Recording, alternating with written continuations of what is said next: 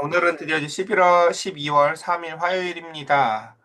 호세아 강의 이제 주일까지 치면 사실 열 번째인데, 어쨌든 주일 녹화를 못해서 아홉 번째고요. 이제 14장 드디어 호세아서 마지막 장, 하나님 차원의 깊이와 능력이라는 제목으로 말씀 나누도록 하겠습니다. 자, 우리가 이제 기독교 신앙을 갖게 되면서 이제 제일 먼저 이제 많은 사람들이 어려워하는 질문이 뭐냐면, 내가 왜 누군가를 의지해서 살아야 하느냐라는 것입니다. 특히나 청년들이 그럴 거예요, 아마. 내가 뭐가 부족해서, 내가 내 힘으로 지금부터 열심히 공부해서 내 능력과 내 힘으로 살면 되지. 왜 내가 누군가를 의지해야 되냐라는 것입니다. 인생을 조금 살아보신 분들은 아세요, 그래도요. 왜냐면 내가 갖고 있는 소원이 그렇게 만만하지 않다는 것.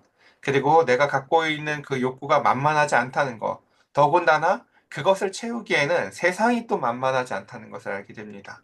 무언가를 가진다고 채워지는 것도 아니고 내가 배고프고 굶주리고 어렵고 힘드니까 당장 눈앞에 있는 이득을 가지고 내 욕구를 채우려 들지만 우리는 그것으로 우리의 욕구가 채워지지 않는다는 것을 인생을 깊이 있게 살아보면 사람은 알게 됩니다. 그리고 그 가운데서 더 큰 문제는 사실 무엇이냐면은 우리의 소원과 우리의 욕구하고 상관없이 하나님은 하나님 차원의 깊이와 능력을 가지고 우리를 지으셨으며 그 가운데 하나님은 그걸 가지고 우리를 채우겠다고 덤벼드시긴다는 사실입니다. 오늘 이제 드디어 호세아서 14장 마지막 말씀을 볼 텐데요. 한번 그 말씀을 통해서 오늘 이와 같은 하나님 차원의 깊이와 능력에 이게 그 사랑이 무엇인지를 깨닫는 귀한 시간 되기를 축복합니다. 자, 봅시다. 이스라엘아, 내 하나님 여호와께로 돌아오라. 호세아는 줄기차게 많은 예언자들이 같은 말씀이긴 한데요. 이건 이제 이건 그냥 하나의 그 신학적 주제예요. 여호와께 돌아와라. 여호와께 돌아와라. 여호와께 돌아오라는 게 무엇일까요? 바람난 남편이나 아내도 집에 저녁 시간에 되면 이제 자신의 집에 들어옵니다. 근데 여기서 돌아오라는 것은 그쵸? 그런 것이 아니겠죠. 갈 곳이 없어져야 되는 상태예요. 내가 하나님 외에는 갈 곳이 없는 상태. 그리고 사실은 하나님 외에는 다른 곳에 마음을 두지 않는 상태를 이야기합니다. 그렇게 다시 한번 호세아 선지자는 마지막으로 가장 중요하게 외치고자 하는 메시지가 무엇입니까? 하나님 외에는 우리의 그 연약한 욕구들을 채울 수 없고 우리의 마음의 깊이와 그 가운데서 넓이를 채울 수 없으니 하나님의 사랑으로 돌아와라 라고 외칩니다. 하나님 외에는 아무것도 남겨두지 마라 라고 얘기합니다. 옛적의 장소들이 전쟁에서 그 가운데서 그 군사들의 사기를 붙돋기 위해서 쓰던 방법 중에 하나가 뭐냐면 돌아갈 배를 불태워버리는 것입니다. 너희에게 이제 더 이상 다른 길은 없다라는 것입니다. 호세아는 마치 우리에게 그렇게 외치고 있습니다. 우리가 그동안 섬겨왔던 수많은 우상들이 있었다면 그 모든 것을 불태워버리고 이제는 그 가운데서 더 이상 돌아갈 길이 없는 가운데에서 하나님께 돌아오라고 이야기합니다. 그리고 그 가운데서 네가 불의함으로 말미암아 엎드려졌느니라 라고 얘기합니다. 호세아가 외치고 있는 지금 이 순간까지도 이스라엘은 회개하지 않고 있습니다. 아직도 말입니다.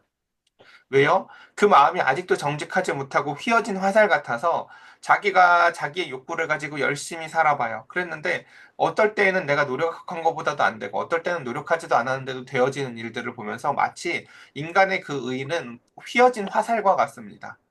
그래서 내 멋대로는 안 되지만 내가 의도하지 않았는데도 잘 될 때도 있어요. 그러면서 그 가운데 사실 내가 쏘아야 될 관역이 어딘지를 알지 못한 채 인생들은 각자 자신의 사명이 무엇인지 알지 못한 채 살아갑니다. 제가 서두에 그런 말씀을 드렸죠. 내가 뭐가 부족해서 과연 다른 존재를 의지해야 되느냐라고 인간이 질문하는 것에 대해서 성경은 인간이 자신이 품은 기대나 소원보다도 더 주시려고 하는 하나님이 계시다라는 것을 성경은 외칩니다. 네가 뭐가 부족해서가 아니라 너를 지으신 하나님이 너를 그거 갖고 살게 만들지를 않았어라는 것입니다. 그래서 인간은 그 자신이 소원하고 상상하는 그 내용으로 제한되지 않고 그 지으신 하나님의 차원의 깊이와 능력으로 채워질 것이다라는 것이 호세아의 외침입니다. 그래서 이렇게 얘기합니다. 2절. 하나님은 그 아직도 돌아오지 않고 있는 이스라엘을 향해서 너는 말씀을 가지고 여호와께 돌아와서 이렇게 이렇게 아래라고 하면서 방법까지 일러주십니다. 모든 마치 우리가 출애굽기에서 그랬던 것 같아요. 하나님이 율법을 주신 다음에 제일 먼저 하셨던 일이 뭔지 여러분 기억나십니까? 성막을 짓는 법을 알려줬어요. 성막이 뭐 하는 것이죠? 죄를 졌을 때 돌아오는 것이죠. 하나님이 원하는 건 율법을 철저히 지키는 것도 뭐 중요할 수 있지만 그거보다 더 많은 장을 하려고 하는 게 뭐예요? 내게 돌아오는 방법을 알려주는 데 시간을 쓰셨어요. 너희가 이럴 땐 이렇게 돌아오면 된다. 저럴 땐 저렇게 돌아오면 된다. 하나님은 우리가 죄를 안 지을 거라는 기대를 처음부터 하시지도 않으셨어요.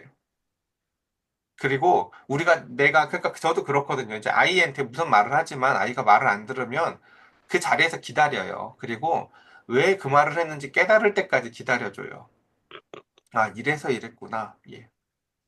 저희 딸이 되게 저희한테 자주 하는 이야기가 아빠하고 선생님하고 짰지 이렇게 표현을 잘해요. 제가 무슨 말을 하면 이제 제 말을 잘 안 들었다가 가서 무슨 얘기를 했는데 선생님이 저랑 똑같은 얘기를 했다는 거예요. 어떻게 둘이 똑같은 얘기를 하네요. 그쵸? 제가 하는 얘기나 그 선생님이 하는 얘기나 아이의 차원에선 보이지 않지만 보이는 이야기를 하는 거겠죠. 그것처럼 그 가운데서 하나님은 그 하나님의 차원에서 돌아올 수 있는 그 이해할 수 없는 인간의 입장에서는 자존심도 상하고 몸도 아프고 이 땅에서 살아가는 그 고난 가운데서 당장의 우상에만 목마른 인간의 차원에선 보이지 않은 하나님 차원의 자존심을 다 버리고 모든 것을 다 버려도 아깝지 아니하는 사랑의 차원이 있다라는 것입니다. 그래서 하나님은요, 굳이 방법을 알려주세요. 이렇게 돌아오렴. 어떻게요? 말씀을 가지고 먼저 돌아와야 된다라는 것입니다. 여러분, 나의 필요를 가지고만요, 하나님께 돌아오면요, 그 길은요, 금방 벗어나요. 예. 일단 돌아올 때 기본값이 뭡니까? 말씀을 가지고 돌아온다는 것입니다. 제가 여러 번 말씀드렸죠? 내가 뭐라고 기도를 하는지, 나 기도했어. 이거 별로 안 중요해요. 그게 중요한 게 아니라, 내가 하나님의 말씀이 나한테 좋든 싫든 들렸어야 돼요. 만약에 아까 제가 그 첫 번째 우리가 오늘 그 문을 열었던 질문이 뭐였습니까? 내가 왜 하나님을 의지해야 됩니까? 라는 질문에 대해 하나님의 대답이라도 내가 그 무엇인가의 말씀을 가지고 사람이 하나님께 돌아올 때에야 비로소 그 길이 열려지기 시작합니다. 나는 하나님도 필요 없어요. 사람도 필요 없어요. 사람도 믿어보니까 다 속상하고 하나님도 뭐 내 편도 아닌 것 같아요. 전 혼자 살래요. 라고 하는 어떤 인간의 불평과 불만 안에 그 인간이 성경을 읽어보니 하나님의 사랑이라고 하든 하나님이 어떤 분이라고 하든 목자라고 하든 저는 그런 사랑을 경험한 적이 없어요. 라는 어떠한 시비스러운 마음이라 하더라도 그 사람이 말씀을 가지고 하나님께 나아올 때 하나님은 그 뒤로 길을 열어주십니다. 얘야, 내가 너하고 항상 함께 있었단다. 네가 잣나무 앞에서 우상을 섬길 때 나는 내가 심지어 그 잣나무가 되고 싶었단다. 라고까지 말씀을 하세요. 자, 한번 봅시다. 모든 불의를 제거하고 선한 발을 받으소서. 우리가 숫송아지를 대신하여 입술의 열매를 주께 드리리라. 라고 하면서 돌아오는 방법, 그리고 돌아올 때 어떻게 하래요? 숫송아지 같은 게 중요한 게 아니라 입술의 열매가 하나님 앞에 필요하다라고 얘기합니다. 그 입술의 열매가 뭘까요? 참회하는 기도예요. 하나님 앞에 어떻게 기도해야 되는지. 그래서 3절은 그 참여하는 기도를 어떻게 해야 되는지도 알려주세요. 자, 우리가 아수르의 구원을 의지하지 아니하며 말을 타지 아니하며 다시는 우리의 손으로 만든 것을 향해서 너희는 우리 신이라 하지 아니하오리니 라고 하며 참여해야 될 것들이 무엇인지를 정확히 대상을 알려주세요. 첫 번째 무엇이라고요? 하나님 외에 어떠한 것을 하나님 이제 그것을 의지하지 않겠습니다. 라는 고백이 필요하다고 말씀하세요. 그리고 내 의지와 내 능력을 갖고 살겠다고 하는 그와 같은 그 말을 타는 것과 같이 하나님이 분명히 그거 아니라고 말했지만 나는 그것이 더 능력 있어 보이고 내 앞에 있는 외로움과 내 앞에 있는 그 어려움과 궁핍함을 사하해 줄 것 같은 저 말을 타는 행위들을 하나님 하지 않겠습니다.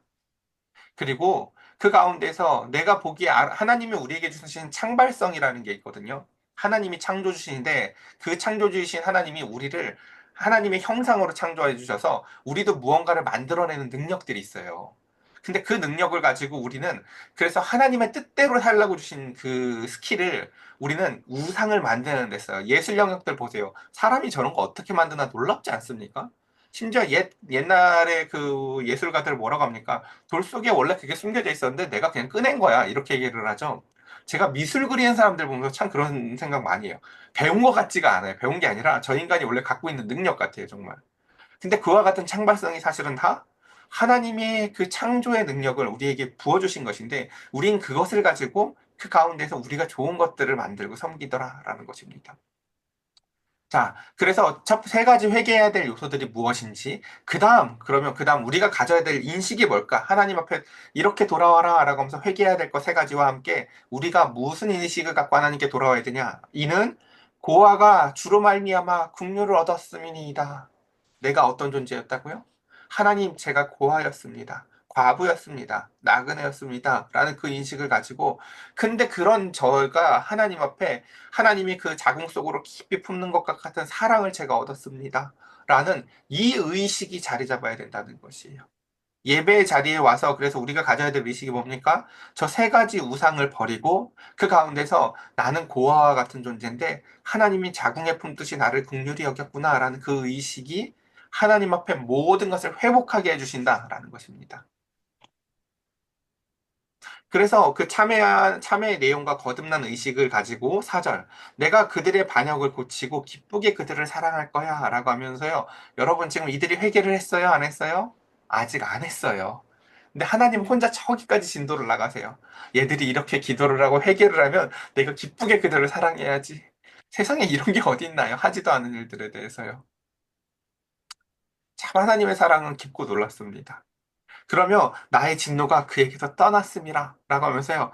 홀로 그 가운데서 그러니까 우리가 죄인 되었을 때 하나님이 홀로 막 그 애타는 심정을 가지고 우리를 구원하시고 회복된 우리를 미리 먼저 저곳에서 사랑하시죠. 그러고 나서 우리가 이제 구원받으니까 우리한테도 뭘 요구해요? 그것을 똑같은 방식으로 요구를 해요. 너희도 그 기쁨을 선취해라.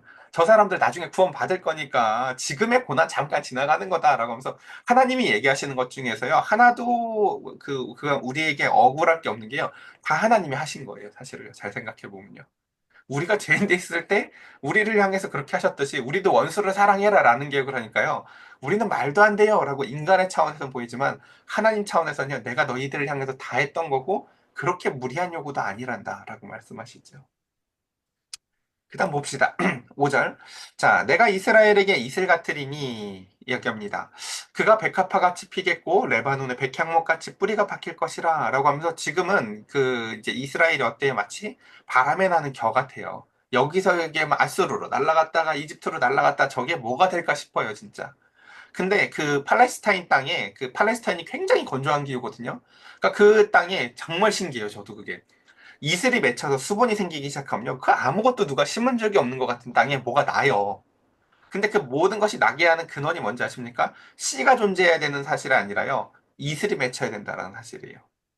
그러니까 하나님이 어떠시겠대요? 지금은 너희 아무것도 마음에 없는 것 같이. 혜영아, 필세야, 정수가 너희의 마음속에 사실 지금 아무것도 없는 것 같이. 내가 너희의 마음에 이슬만 되어주잖아? 너희가 무엇을 위해 지어졌는지 그것이 싹 트는 것을 보게 될 거야. 그게 사명이에요. 와, 내 차원에서 생각해보지도 않은 인생을, 발호를, 알게 돼요. 하나님이 나를 이런 차원에서 지으셨구나라는 것이죠. 저는 그런 거 해보고 싶은 생각이 없었는데요. 여러분이 손들어도 소용이 없어요. 그건요, 하나님이 지으신 주의 마음이지, 내 재능하고 상관도 없어요, 그거요. 예. 나는 너를 그거 하려고 지은 거야, 라는 것이죠. 그래서 그 건조한 그 팔레스타인 땅에 이슬이 맺히자 막 생명이 돋아나는 것처럼 하나님은 우리의 마음에 이러한 이스라엘의 이슬과 같은 하나님이 되시겠다 말합니다. 내가 너희의 마음에 이슬이 되어서 그때 어떻게 하겠대요? 너희의 마음속에 드디어 백합화 같은 무엇이 펴요? 사랑이 필 거라는 거예요. 나 원래 사랑 없는 존재인데, 저 원래 정이 없어요, 목사님. 이런 말 많이 들었거든요. 여러분, 정이 없는 게 아닙니다. 하나님의 사랑이 없는 겁니다. 하나님의 사랑이 부어지면 모든 사람에게 생겨나는 공통적인 특징이요. 전 정없는 인간을 하나님 만나고도 못 봤어요. 하나님 만나면 사람 마음에 다 그게 생겨요. 회복돼요. 그러니까 제가 얘기했잖아요. 인간성이 회복된다니까요. 하나님을 만나고 나면요. 그리고 그 다음에 레바논의 백향목 같이 뿌리가 박힐 것이라 라고 하면서요. 그 사랑이 이제 자고 일어나면 또 사라질까 봐 두려운 사랑이 아니라 이제 뿌리를 박아요. 늘 신실해져요. 그래서 나도 나를 이제 좀 믿을 수 있게 되어져요. 아, 내가 이제 다른 우상으로는 이런 거 못 만나지. 내가 이제 다른 데에 가서 이렇게 마음을 흔들리지 않게 하나님에게 깊이 뿌리 박는 자신의 마음을 확인하게 됩니다. 그래서 이것을 성경은 인애라고 얘기합니다. 여기 레바논의 백향목이라는 것은 우리가 이제 여러분 말은 많이 들었을 텐데 이게 이제 레바논의 백향목이 보면 요렇게 생겼거든요. 제가 그 세계에서 제일 큰 나무가 미국에 보면 이제 요세미티라는 곳에 있는데 이제 인간이 거기 서 보면 얼마나 큰지를 알아요. 근데 크기는 높이는 그 이제 미국에 있는 요세미티에 있는 나무들이 높을지 몰라도 백향목이 진짜 멋져요, 백향목이. 그러니까 지금이야 뭐 이제 전쟁으로 많이 사라지고 이제 그 군락지구가 조금 남아 있긴 할 테지만 이 백향목을 이제 레바논이라는 나라에 여러분 국기 보셨나요? 이렇게 생겼어요. 국기가 그냥 그 백향목이에요, 아예. 예. 예. 그러니까 얼마나 이 백향목이 유명한지 아시겠죠? 이스라엘 바로 위쪽에 이제 붙어 있는 나라인데 하나님의 우리를 보시면서 지금 뭐라고 생각한다는 거예요? 난 너 이렇게 지었어! 라고 얘기한다는 거예요. 이 여러분의 백향목을 묵상하시면서 이게 나다라고 여러분 생각하셔야 돼요. 왜요? 나는 들풀도 안 나는데요. 나는 다람쥐 먹일 도토리도 안 나는데요. 라고 생각할지 모르겠지만 하나님은 우리를 향해서 뭐라고요? 나는 너를 백향목처럼 지어서 저 그늘에도 누가 쉴게 만들 거고 그 열매도 누가 먹게 만들 거고 그 향기로 말미암아 많은 사람들이 몰려와서 그 그늘 아래서 쉬게 할 거야. 이게 내가 너희를 향한 계획이란다. 라고 말씀하세요. 자, 다시 본문으로 가보겠습니다. 그래서 그는 그렇게 뿌리가 박힌 다음에 드디어 가지가 퍼지고 아름다움이 감람나무 같이 되고 그 향기가 레바논 백향목 같이 되리라. 그러니까 앞에는 이제 인해가 생기는 과정이었다면 뒤에는 드디어 그 인해가 발현되는 공의의 과정이죠. 이제 가지가 퍼지니까 내 밑에서 누가 쉴 수 있는 거예요. 아름다움이 감람나무 같으니까 내가 그 행하는 그 아름다운 그 하나님의 뜻처럼 살아가는 모습들을 보고 사람들이 내게 다가오는 것이죠. 그리고 그 향기가 자연스럽게 퍼져나가는 것. 그래서 이사야서나 마태복음은요, 이걸 뭐라고 표현해요? 빛의 모티브로 표현을 하죠. 높은 곳에 그 산 위에 빛나는 단 위에 지어진 동네처럼 빛나는 거. 또는 여기선 지금 나무에서 나오는 아주 아름다운 향기 이런 걸로 비유를 한다고요. 하나님과 깊은 관계 가운데서 살아가는 신자에게 나타나는 공통적인 특징이 무엇이다? 이와 같은 향기가 나든지 그와 같은 빛의 모습, 삶의 모습, 삶의 하나님스러운 빛과 같은 삶이 공의의 삶이 그 가운데서 누군가에겐 빛으로, 누군가에겐 그늘로, 누군가에겐 향기로 작용하게 된다라는 것입니다. 자, 그다음 보도록 하겠습니다. 그래서 7절. 그 그늘 아래에 거주하는 자가 돌아올지라. 그들은 곡식이 풍성할 것이며 포도나무 같이 꽃이 필 것이며 그 향기는 레바논의 포도고주 같이 되리라 라고 하면서 그러니까 그 참된 그리스도인은 하나님의 그늘 아래서 이와 같이 회개하여서 하나님이 그 이슬과 같이 그 마음 속에서 역사하실 때 또 다른 백향목과 같이 피어나게 되며 그 또 다른 백향목 같이 피어난 자들은 또 누군가에게 또 다른 그늘을 제공하게 되는 선순환. 이걸 그래서 옛날에 그 시편에서 이렇게 얘기했죠. 하나님이 햇새들을 이제 내려주셔 인해를. 그럼 내가 햇새들 그 햇새들을 먹어서 또 다른 사람에게 그것을 흘려보내는 그 과정을 지금 호세아는 이렇게 설명하고 있습니다. 그래서 8절 이렇게 얘기합니다. 지긋지긋하게 그 우상을 섬기던 그 고매를 다시 생각해 보세요. 지긋지긋하게 내 마음속에 그냥 바람 피는 걸 그냥 내게 버려지지 않을 그 본성이라고 생각했던 고매를 떠올려 봅시다. 그 이스라엘에게 이렇게 얘기하는 거죠. 에브라임의 말이 내가 다시는 우상과 무슨 상관이 있으리요 한다는 거죠. 내가 이제 저 사람들과 무슨 상관이 있어? 이제는 진실로 내가 다른 사람들은 몰라도 나는 내 안에 있는 그 심연을 알잖아요. 내 마음속에 있는 그 신명 가운데에서 그 내가 바람 피는 걸 얼마나 좋아하는지를 나는 아는데 그 사람이 진실로 이런 고백을 할 거라는 거죠. 뭐라고요? 내가 우상과 무슨 상관이 있겠냐라는 것입니다. 진실로 이제 우리가 겉과 속이 다른 신앙은 쉽잖아요. 다른 거 사랑하면서 교회에 와서는 하나님 사랑해요. 요건 쉽지만 내 심연이 진짜로 변하는 것은 거의 불가능하다는 거 우리가 느끼잖아요. 그렇죠? 근데 지금 이 이스라엘이 그걸 느끼는 거예요. 내 심연이 변화돼서 저 우상이 이제 진짜 싫어 나는 이라고 얘기를 할 수 있다는 거죠. 우리가 간증 시간에는 뭐 거짓말을 해볼 수 있을지 몰라요. 사람들 앞에서 속인다고. 저 이제 술이 싫어졌어요. 저 이제 뭐가 싫어졌어요. 라고 하면서 눈물을 흘리면서 사람들 앞에서 속일지 몰라도 또다시 아무도 없는 시간에, 외로운 시간에 그 앞에 있었을 때 내가 어떨지 나는 모르는 거죠. 근데 진실로 그 심연이 변화된 자는 이제 이렇게 고백합니다. 정말 나하고 상관이 없다. 그리고 내가 그를 돌아보아 대답하기를 저는 이 말씀이 진짜 가슴 아팠어요. 하나님이 이렇게 얘기를 하세요. 뭐라고요? 나는 푸른 잣나무 같으니 네가 나로 말미암아 열매를 얻을 거야 라고 얘기해요.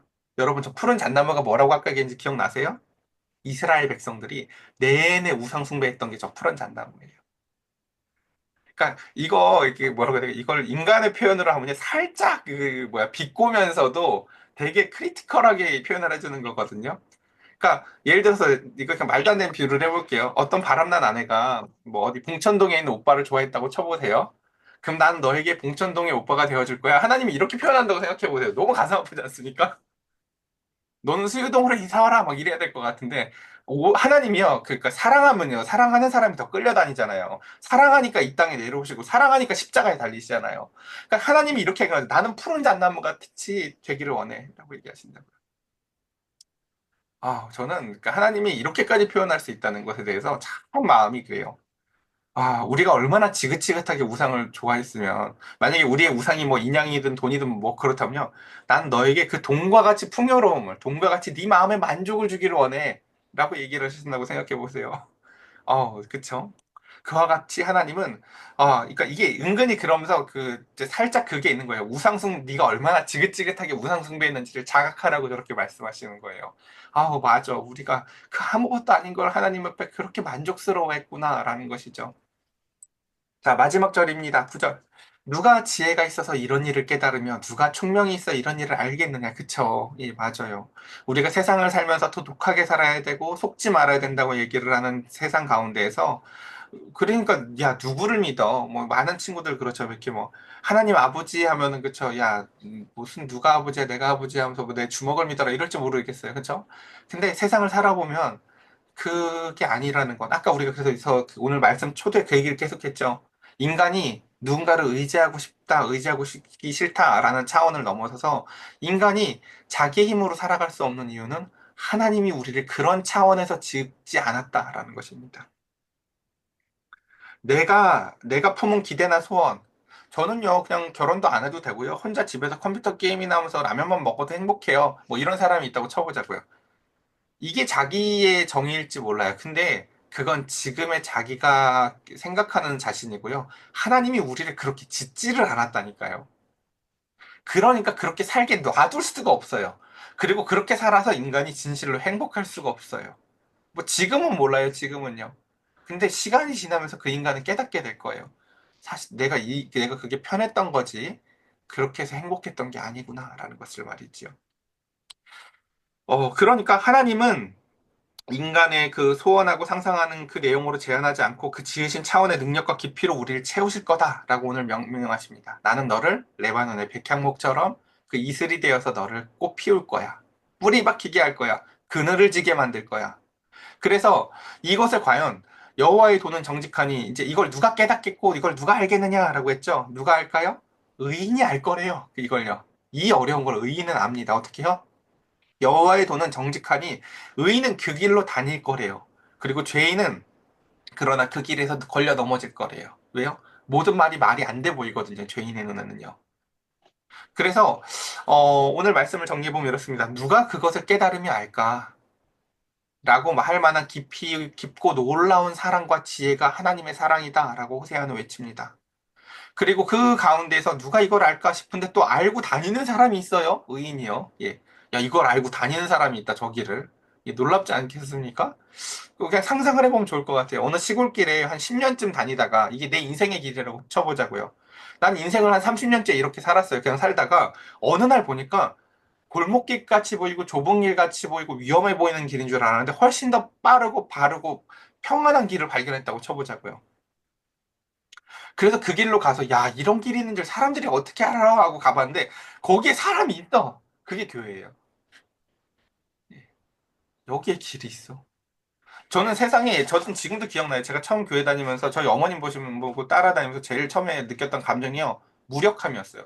인간들이 나가서 일을 하지 여기서 무릎 꿇고 손을 모으고 가만히 있네. 기도하는 모습이 제 눈에 그렇게 무력해 보였어요. 인간은 뭘 해야 뭐가 나오잖아요. 그쵸? 근데 놀랍게도 그게 하나님이 내가 그렇게 지지 않았으며 하나님이 나를 지으셨기에 나의 무기력함을 보이며 그 가운데서 하나님을 의지하는 기본값이 바로 그 기도였어요. 무릎을 꿇고 손을 모아서 내가 할 수 있는 것이 아니라 하나님이 나를 통해서 하고자 하는 것이 무엇인지를 발견하는 게 훨씬 우선되는구나라는 것이죠. 우리의 그 인생의 조급증 있죠. 빨리 말해요. 나 할게요. 그게 아니라니까요. 무릎 꿇고 들어야 돼. 그러니까 말씀 갖고 오라고 하죠, 먼저요. 예. 그래서 오늘 말씀을 이렇게 정리해 보면요. 저는 그래서 이 말씀을 들으면서 딱 그 미가 선지자가 계속 생각이 났었어요. 미가 선지자 마지막도 이렇게 끝내거든요. 주와 같은 신이 어디 있습니까? 하면서 막 울어요. 그 하나님의 그 구원 계획을 보면서요. 홀로 그 가운데서 인자가 이 땅에 오셔서 그들을 구원하시고 십자가에 달리시고 또다시 그들을 향해서 희생하실 그 미래의 일들을 구약의 선지자가 미가가 바라보면서요. 대체 주와 같은 신이 어디 있겠습니까? 라고 하면서 울어요. 저는 호세아가 동일한 감정을 느꼈다고 봐요. 대체 이런 일을 누가 깨달으며 이런 일을 어떻게 알겠습니까? 하면서 마지막에 이 호세아의 외침이 주님, 저희가 그 길 가운데서 다니기를 원하며 우리가 그것을 깨닫고 알아서 하나님의 뜻대로 살길 원하오니 주여 우리 혜영 집사님, 필세 집사님, 우리 정숙 집사님 그리고 모든 우리 이 시간에 예배드리는 모든 사람들에게 하나님 우리의 마음에 이슬과 같이 임하셔서 우리의 사명이 꽃 피울 수 있게 해달라고 우리 이 시간 함께 같이 기도합시다.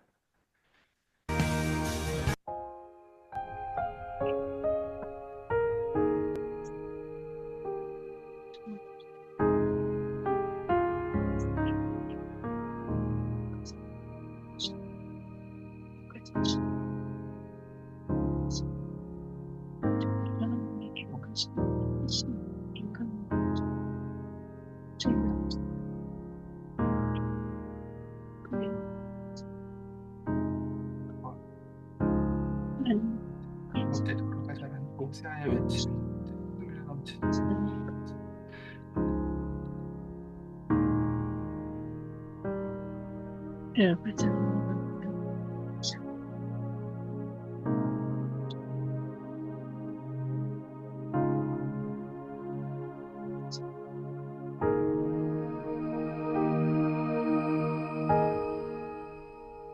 하나님의 뜻대로 하나님의 계시 그 가운데서 같이 그 가운데서 모든 의지의 생명을 불어넣으시는 잠잠하신 하나님을 느끼는 자녀들에게 거듭나는 와 같은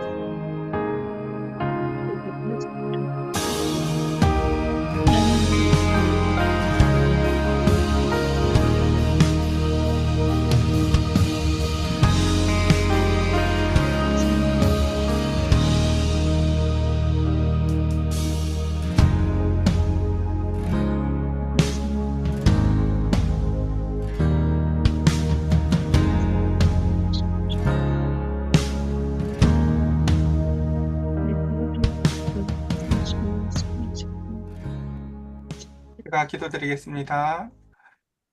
거룩하신 하나님, 그 추운 레바논 땅에 눈이 가득한 그 레바논 땅에 아름답고 멋지게 우뚝 선 그 백향목을 바라보며 하나님은 그 푸른 잣나무 아래에서 우상을 섬기던 우리들을 향하여 말씀하십니다. 너는 그 잣나무가 아니라 내가 너를 이 백향목과 같이 지었단다. 내가 너에게 그 이슬과 같이 임하면 너 안에 있는 사명이 깨어나 네가 그 잣나무보다도 더 위용이 있고 아름다운 백향목과 같이 설진데 너는 왜 그 우상 앞에서 절하고 왜 우상 앞에서 헛된 것만을 바라며 기다리고 있느냐 말씀하십니다.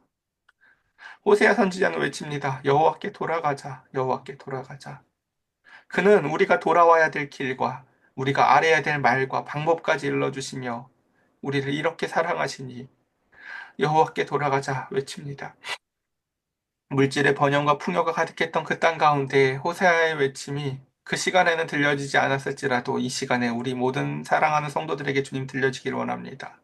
주님 이 시간 단 한 사람이라도 이 말씀이 마음의 능력, 하나님의 능력으로 임하여져서 내가 푸른 잣나무만 쫓는 우상을 숭배하는 자가 아니라 이제는 레바논의 백향목과 같이 하나님의 사명을 감당하는 자로 살아나아갈 수 있도록 주여 생명의 능력의 이슬과 사랑을 더하여 주시옵소서. 우리의 구주 되신 예수 그리스도의 이름으로 기도드렸사옵나이다. 아멘. 아멘.